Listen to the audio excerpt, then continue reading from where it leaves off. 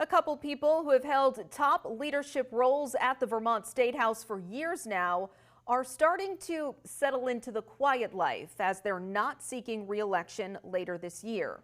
That includes Senate President Pro Tem Phil Baruth, who still teaches at UVM. Aside from that, he's looking forward to some downtime.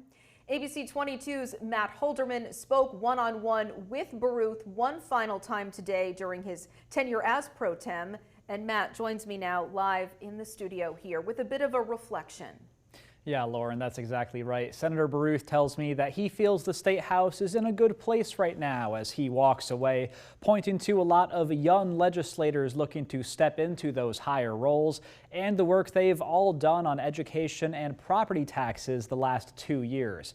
He also gave a tip of the cap to his counterpart in the House, Speaker Jill Kerwinsky, who is also stepping away after more than a decade in state politics. A little bit of relaxation ahead and then trying to figure out what to do next. Vermont Senate President Pro Tem Phil Baruth says he tied up a lot more loose ends than usual this year in the final weeks of the session, as when the Senate gavelled out at the end of May, it marked his final moment as a state lawmaker. I love you all more than I can say.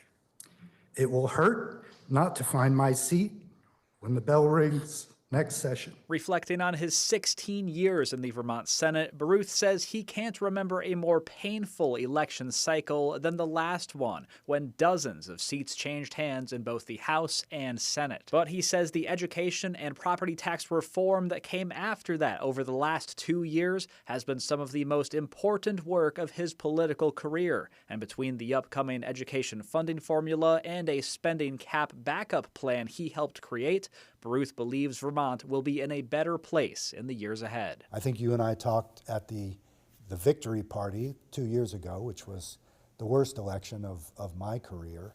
And I told you then, I think, that we were intent on exploring ways to keep the property tax low.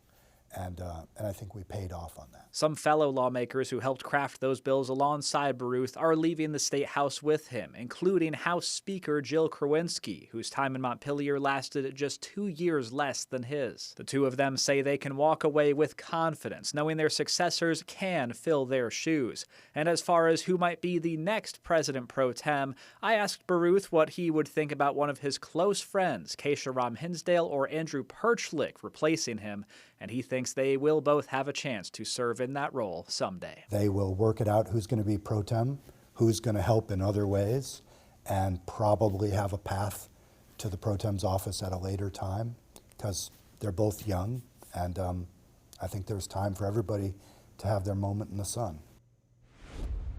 And when talking about Speaker Kerwinsky, Baruth told me that she is one of the smartest and most emotionally intelligent people he's ever met.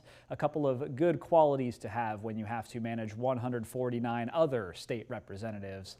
While he is still figuring out how to stay busy in the years ahead, he did tell senators in his closing speech that he plans to get a puppy around the time the next session starts, which should serve as a great distraction.